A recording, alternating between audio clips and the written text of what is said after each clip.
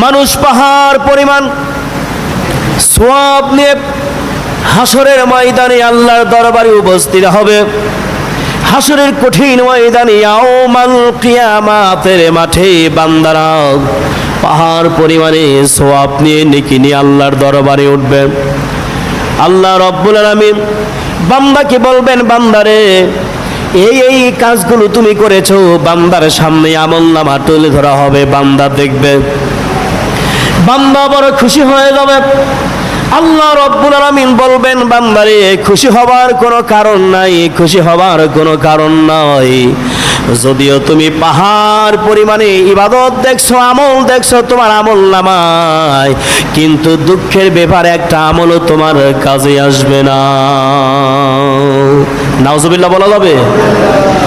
একটা আমলও তোমার কাজে আসবে না। যা কিছু করেছিল দুনিয়াতে সব লোক দেখা